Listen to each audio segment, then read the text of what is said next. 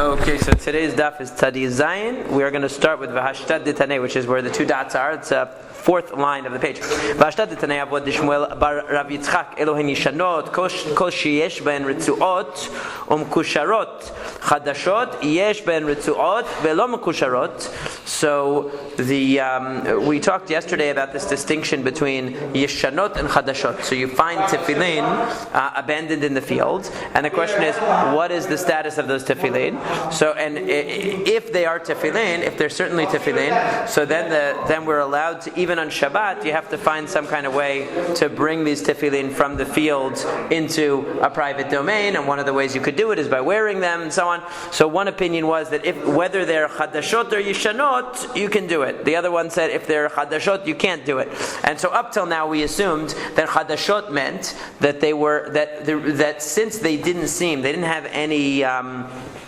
They weren't tied with the knot of tefillin. Okay, so therefore, actually no. Before it assumed that in both cases there was no knot of tefillin, but in one case you could get a sense that there was an impression left from a knot, and in the other case it wasn't as clear. They were new, so you couldn't tell if it was really tefillin or not. That was what we said now. But the father of Shmuel bar Rav Yitzchak said that it's not a question of whether they had the right looking straps or not. The question was whether they had, as he says here, whether the new ones are the ones that are not mikusharot. In other words, they are not tied at all. There's no knot at all tied into them. Okay, they're not tied at all. So it's just, let's say they're just straps with some kind of a box that has parashiot in it. We don't know if it's really tefillin or not because it's not tied in the form of tefillin. So dekule alma lo tarach inish. So nobody would go to the great trouble of making tefillin that actually looks like tefillin with all of the details incorporated into the tefillin. Everyone agrees that nobody would do that. Nobody would go that far, because yesterday we were saying that maybe there might be a machloket. How far will somebody go if we find, let's say, strings that they look like techelet? Oh, would somebody really dye strings techelet and cut them and make them small and then have to retie them together later and all that? So we said maybe not. Same thing with tefillin. Would somebody really go out of their way to make an amulet, to make a kameah that looked like tefillin? And we said that that's a machloket. Some say yes, some say no. But now we're saying that no. Everybody agrees that a person would not go to the level of actually making the amulet look like tefillin, because chadashot is talking about where they have not been tied yet. Okay, chadashot, the new tefillin, is where they have not been tied yet, and so Rabbi Meir was saying even though they haven't been tied, so they're called chadashot, you can still tie them onto your arm, wrap them onto your arm, and walk with them. And Rabbi Yehuda was saying you can't take the new ones and tie them, meaning if they haven't been tied into knots yet, you can't put them on and walk with them, because you would have to tie them. In other words, you would have to tie them on, and that wouldn't be good. So the problem has nothing to do with whether we assume that these tefillin are amulets or not. For sure, we're not assuming that they're amulets, because if we were assuming that they were amulets, nobody's going to go so far to make something that's an exact replica of tefillin with the ritzuot, with everything, but without the knots. Nobody's going to go that far. We agree. However, the problem is tying. Can you tie it on? So the Gemara says, "Vele anvinu me'anav." Why, according to Rabbi Yehuda, is it a problem to just make a bow tie? In other words, true, you can't tie the complete knot, but maybe you can kind of fashion some kind of a temporary slip knot. So Amar Rav Chisda says, Zot omeret aniva psula b'tefillin. This shows you that aniva, that kind of tying is not valid for tefillin. So in other words, the suggestion is, can you make some kind of to make the knot on the tefillin, can you make some kind of a makeshift knot on the tefillin? Since it's Shabbat, you can't make the permanent knot. And there's some kind of a makeshift knot on the shel rosh, so you can wear it. The problem is, if it's not complete tefillin with the knots, then you wouldn't be able to wear it either, because that's not the normal way of wearing it. So it has to be knotted. The question is there a way you can knot it without violating Shabbat? And so Rav Chisda says, you see from here that aniva is not allowed in tefillin. In other words, no makeshift knot will be good enough to qualify it as tefillin. So therefore, if you find tefillin out in the wilderness that are not tied, that don't have the knot, a makeshift knot will not make it into tefillin. That's what Rav Chisda is saying. So, and that's why there's no solution according to according to this, because there's no way that you could do it without simply tying it. Abaye Amar Rabbi Yehuda l'ta'ameh. Rabbi Yehuda is going according to his own reasoning. Ta'amar aniva kashira ma'al yatahi.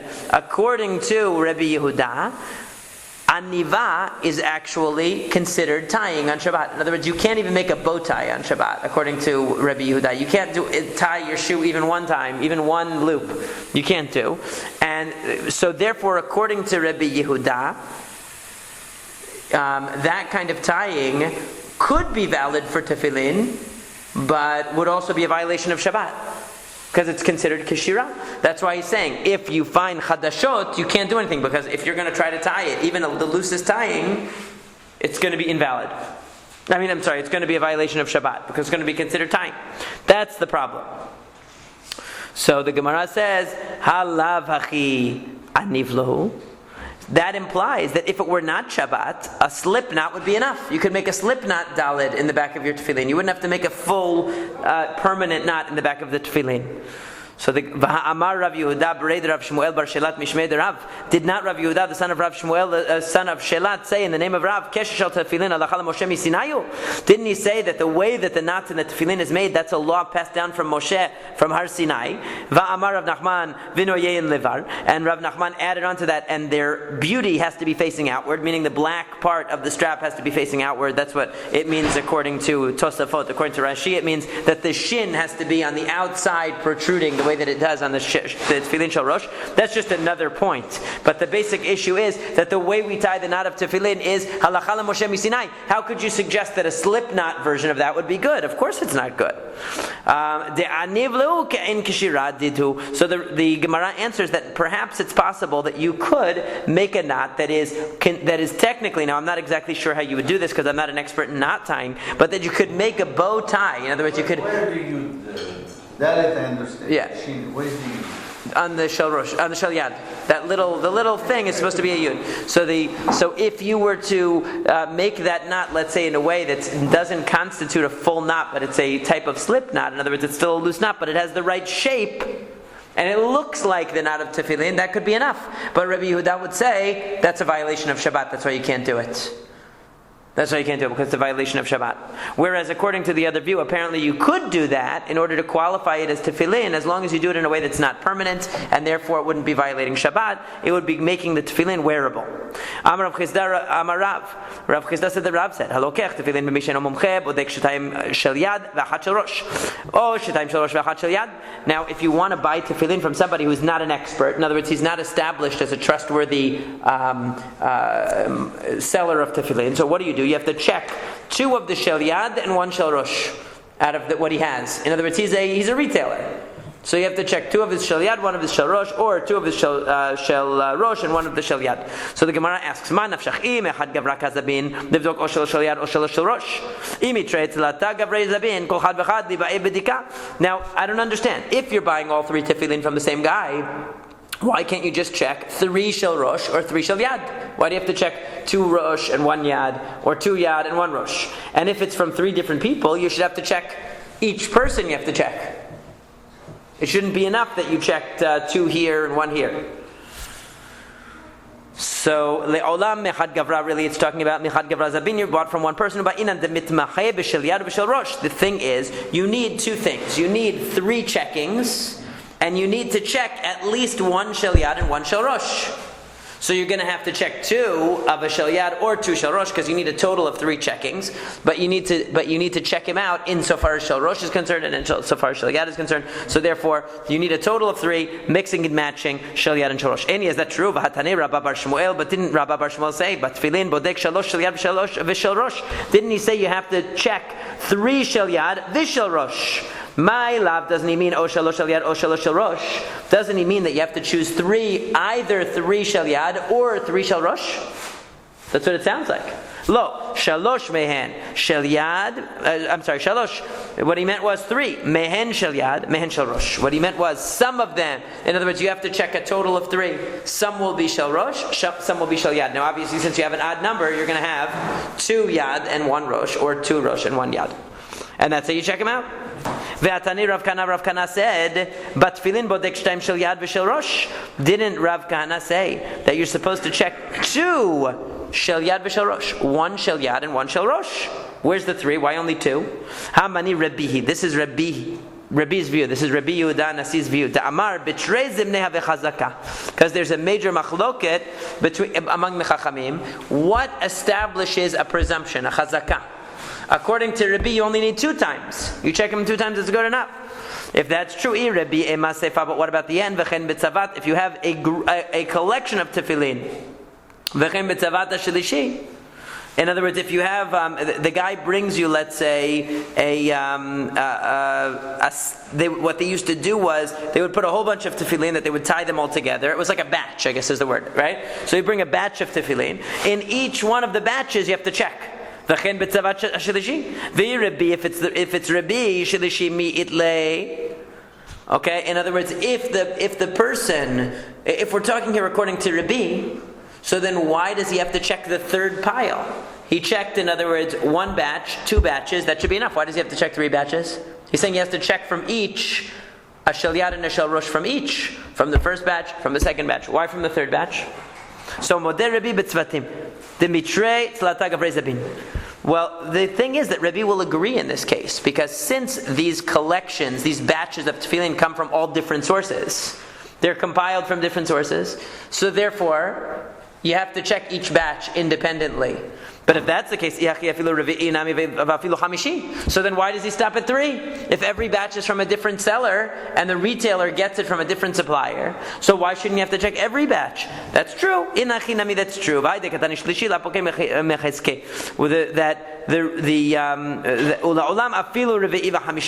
Really, the whole purpose of mentioning the 3 is that when it comes to, so Rashi explains,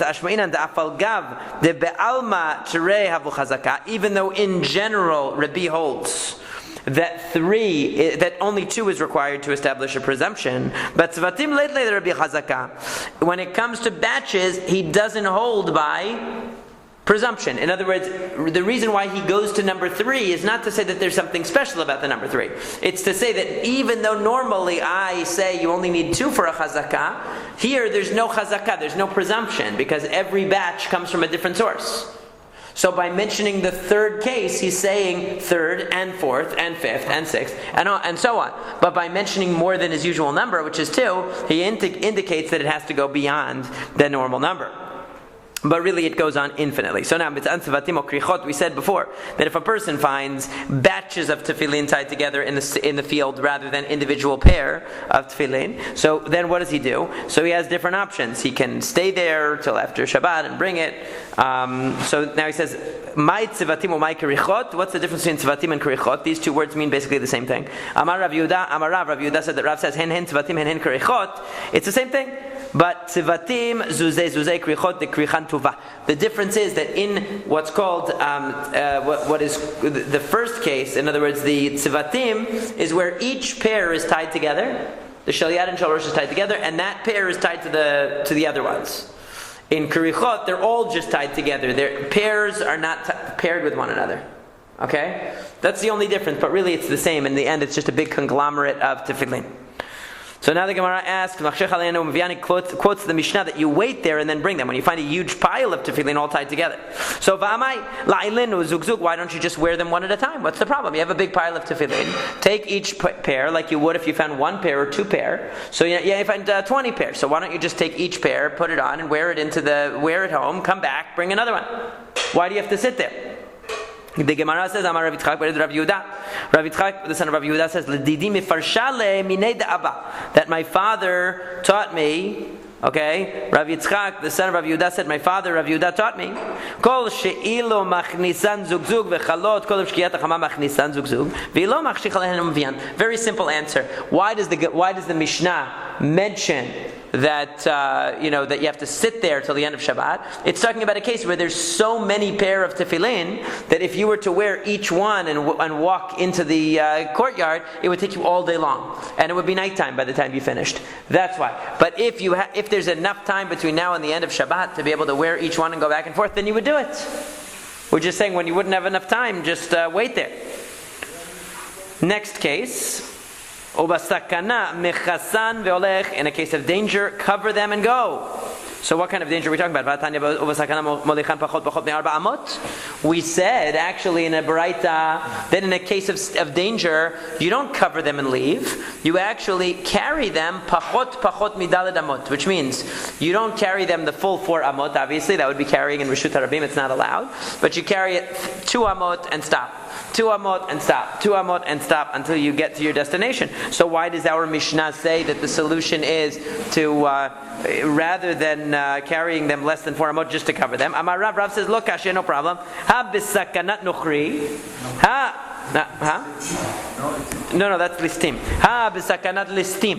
One is talking about the nukhri, when it's non-Jewish people who are dangerous, who are threatening the Jews who wear tefillin, and the other one is we're talking about listim, robbers. Now, Rashi gives a first interpretation, but his preferred interpretation is actually on Amud Bet, where he says that his preferred view is that what it means is our Mishnah is talking about where it's sakanat avodat oved gilulim. That our Mishnah that says to cover it is talking about a case where we're afraid of the non-Jews. Shegazru gzera shelo yanichu tefillin. I'm reading the Rashi on Amud Bet that they made a gzera that you shouldn't wear tefillin.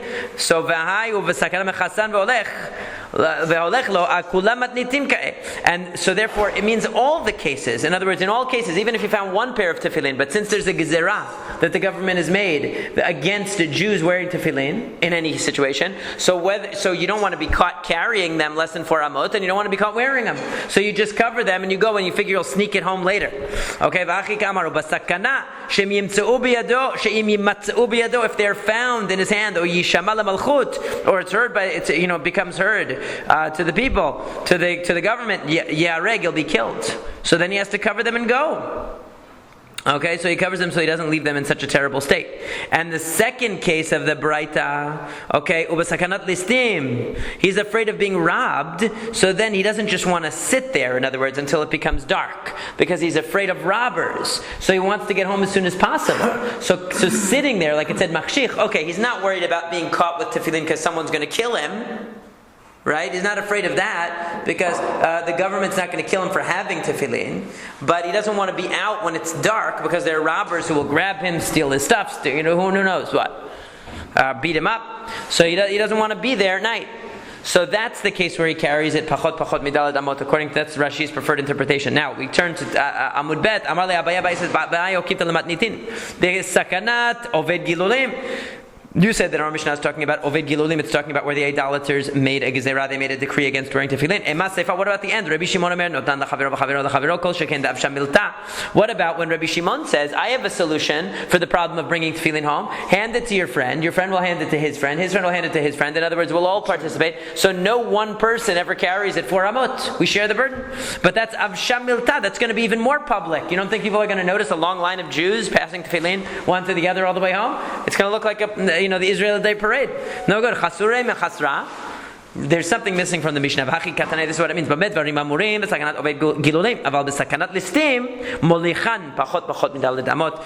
really what it means to say is in our Mishnah it should say. What are we talking about here? Besakanat oved gilulim. In other words, when we're dealing with idol worshippers who have made a gzerah against tefillin, that's where you cover them and you go home. But when you're dealing with listim, when you're afraid of robbers and you just don't want to be caught out late at night, that's when we say carry it less than 4 amot at a time, or make a line and pass it from one person to another. Because it's not controversial to have tefillin. It's just that you don't want to be caught at night out in the fields. So now the next issue, Rabbi Shimon Omer notnan lachavero. So Rabbi Shimon said pass it to your friend and your friend to your friend, which is essentially the same as pachot midaled amot. It means each person is carrying it less than 4 amot. So b'maika mipalgei, what are they arguing about here? פחות מ4 אמות, עדיף. דאי אמרת, נותנן לחברו, וחברו לחברו אבשם מילתה, דשבת. He says, it's better that, you know what?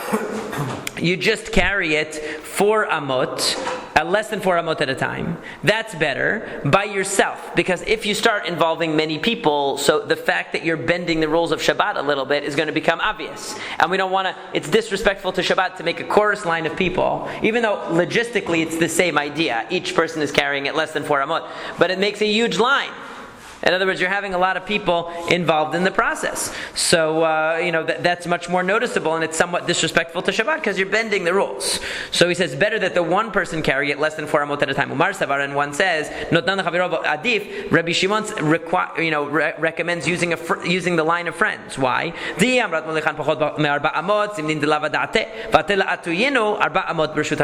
says, you know what? I prefer that the person pass it to their friend and the friend to the friend. Why? Because that's a situation. In other words, if you carry it home yourself, less than 4 amot at a time, you walk 3 amot and you stop. You walk 3 amot and you stop. We're worried you're going to forget what you're doing and you're just going to walk. With the tefillin, we don't want that. So instead, and remember, this is talking about where it's a bundle of tefillin, so you can't wear them. So therefore, he says better to have multiple people involved so you don't make a mistake. V'chen beno, and it said similarly, a person's son they can hand from friend to friend. What is it talking about here? Beno my ba'e hatam. What is this talking about here? Son. We were talking about tefillin. Now we're talking about children. Devei Menashe Tana, the yeshiva Menashe taught. B'shiladatu imo basadeh. It's talking about where his mother had him in the field. Okay, so in other words, she gave birth in the middle of the field, and now you have a newborn, and the newborn is actually can't be carried because he can't move himself. So what do you do? Umay afilohen me'ah. Why does it mention in the Mishnah even if there are 100 friends involved? That even though it's difficult for the baby, in other words, it's not the most comfortable thing for the baby to be passed from person to person. That's the way we would prefer to do it, to transport the baby back home, who gets caught on the way and is born out in the forest. Rabbi Yehuda Omer noten Adam Chavit. Yeah, I don't think so. Don't listen to this. Yeah, Rabbi Yehuda says that you can pass a barrel of water or wine or whatever to your friend, and that friend to another friend, and that friend to another friend, even if it goes outside the Tchum. Rabbi Yehuda, so what's going on here? But lately the Rabbi Yehuda Hadatan, does Rabbi Yehuda disagree with what we learned in the Mishnah? That any animal that you own and any vessels that you own are restricted by your Tchum. So if you made an Eruvei Tchumin to go to the west, they can only go to the west. If you made one to go to the east, they can go to the east. If you didn't make an Eruvei Tchumin, they can't go outside of your Tchum. They're an extension of you. So why should a person be able to hand their barrel to this guy, and this guy hands it to this guy, and it goes outside the Tchum? How could it go outside the Tchum? It has to go by the original owner. So the answer is, Amar Reish Lakish says, Mishum Levi Sabah, in the name of Levi the elder. What are we talking about over here? We're talking about pouring it from barrel to barrel. That what happens is, in other words, let's say we're all in a line. I have a barrel of water. It's mine. I pour the water into your barrel. You pour the water into your barrel, you pour the water into your barrel, you pour the water into your barrel. You have a wider tchum than any of us. You're all the way at the end of the line. So you can go further now because you have the water in your barrel. So even though the water is should be restricted by my tchum, because it started with me. And I didn't make an Eruvei Techumin, but now it's in your barrel, so your Techum is longer, for whatever reason, so you're allowed to carry it with you. So now, Ditnan. And why? Because water in Behem Mamash is not significant. As we learned in the Mishnah, Rabbi Yehuda Poter B'mayim, in Behem Mamash. This is talking about a case where, let's say a person who didn't make an Eruvei Techumin on Yom Tov, gives water to you to make dough. You have an Eruvei Techumin that allows you to go 2,000 amot further than they can. You make dough on Yom Tov, and you bake the dough on Yom Tov, and now you want to bring challah out to the west, where I can't go. I gave you the water. Now my water is inside your challah.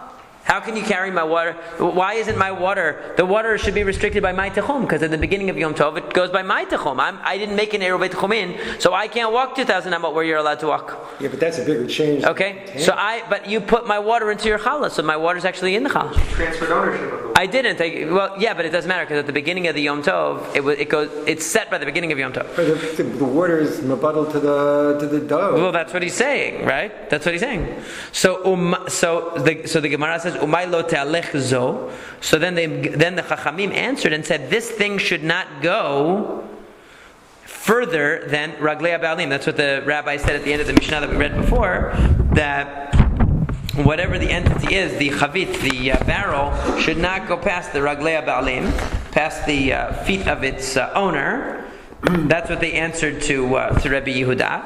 So what does it mean this should not go past the feet of its owner? It is going past the feet of its owner, obviously, according to Rebbe Yehuda. The water is, right? So they said it shouldn't go.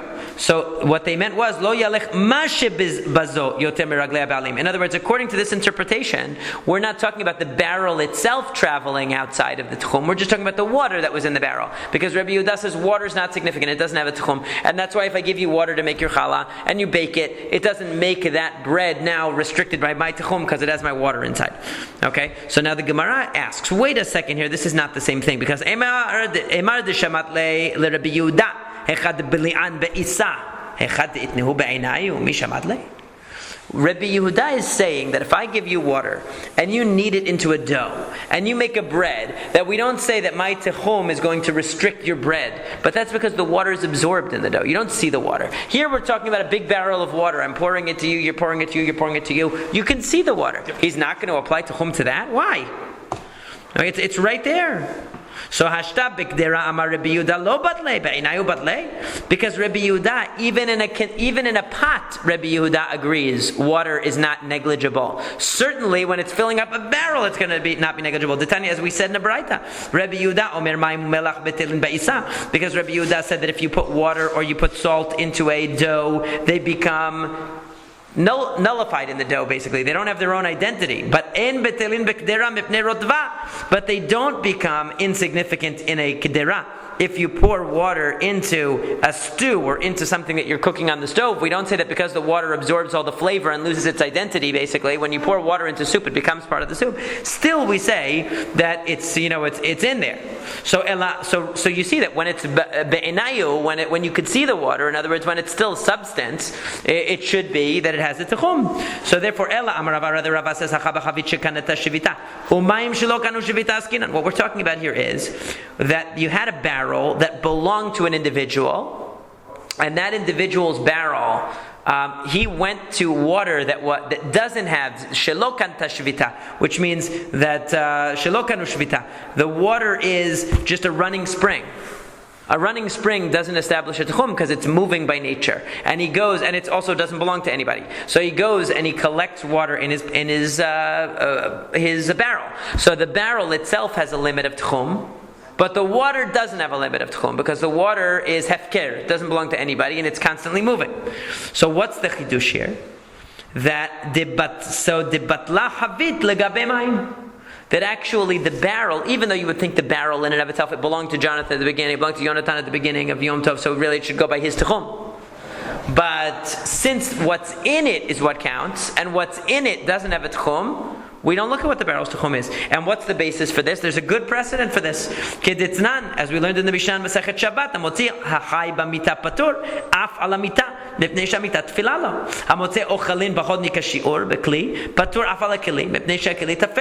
Very famous case. If a person who's alive is on a bed and you carry the bed into the Reshut HaRabim, into the public domain, carrying the person on it, you are exempt. Why? Because Chai Noseh Tatzmo, carrying a living person is only Asur Midirabanan. It's not Deoraita. It's not biblically prohibited because the person can really carry himself. Anybody who's capable of moving himself, if you carry him, you're only helping him. You're not really carrying him. He's not an object. Okay, so if you carry him out on a bed, you should say, well, at least on the bed, you carried the bed from the private to the public domain. What about that? The answer is no. Since the bed was only a way to carry the person, he's exempt. Similarly, let's say you have food that's less than a shi'ur. It's less than remember we learned in Masekhet Shabbat that when you carry items, they have to be a minimum amount, a minimum quantity to be significant.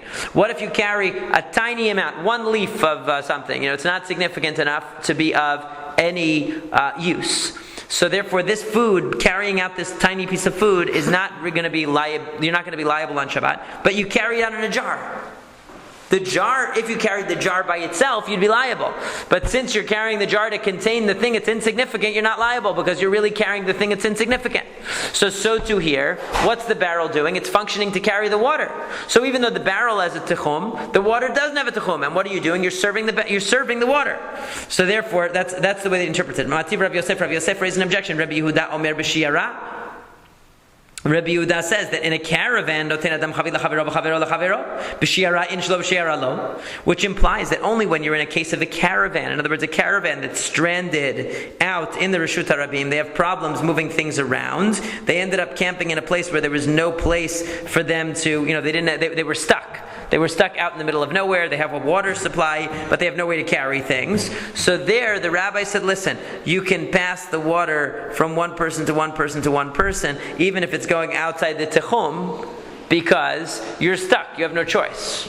You have no choice but to transport the item, because otherwise you're not going to have a water supply, even though the water supply that you can reach is outside the, is going to be a problem for the people in terms of a Techum problem.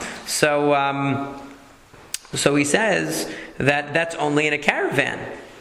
So Ela Amar Rav Yosef, rather Rav Yosef says we got to revise this whole thing.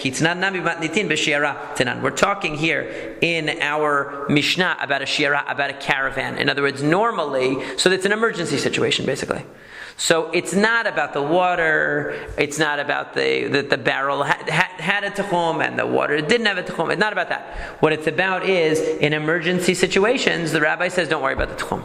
You're caught out in the middle of a valley with nothing around, so you minimize your violation by passing it from one person to one person to one person.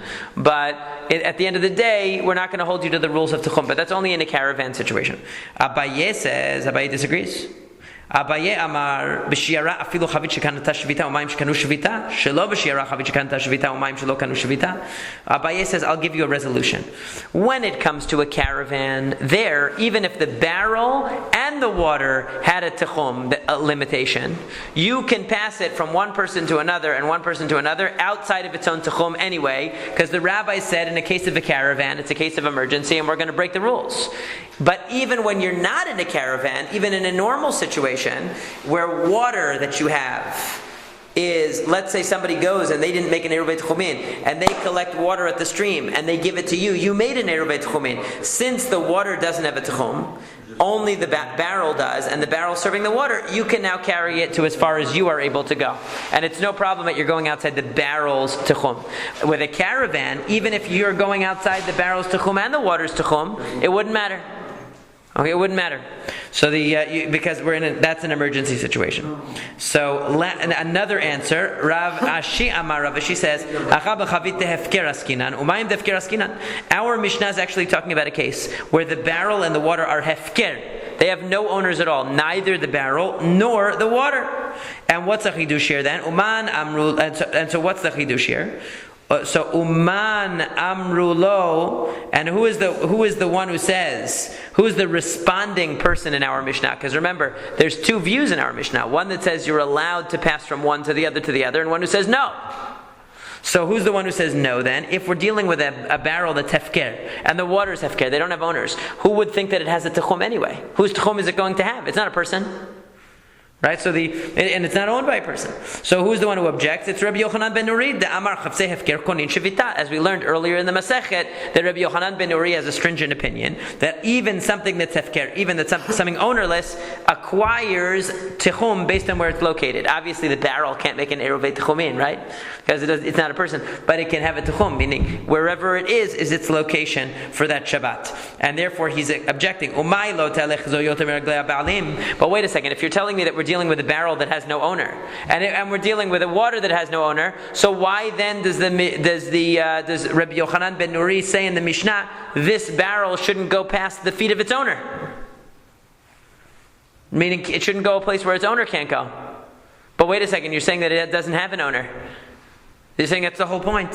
So the answer the Gemara says is that we're talking about here, lo yalechu elo yoter mikelim sheyesh lahem ba'alim. What he meant was not that this particular barrel or water has owners. What he meant was that the barrel, even an ownerless barrel, shouldn't go farther than it would have been able to go if it had an owner. In other words, it should be the same way that your stuff is at your location with you. Wherever that item is its location. So it shouldn't go further than it would if it had an owner, and if that was its location. So that's the Mishnah. So we have several interpretations, or kimtot, several ways of explaining the Mishnah. One of them was starting with the ones that weren't rejected. So one of them was that we're talking about where the water didn't have a tuchum limitation, only the barrel did, and therefore the barrel is subordinate to the water. Or we could be talking only in a case of a caravan, according to Rav Yosef, where the rabbis basically suspended the rules of the tichum. Or we could be talking about a barrel and water that are hefker. And since they're hefker, there's a machloket whether things that are hefker are limited by a tichum or not. And that is the machloket then that we see in our Mishnah about passing the barrel from one to another and to another to another. In that it would be discussing a case of an ownerless item, and it would reflect the machloket between the rabbis and Rabbi Yochanan ben Nuri.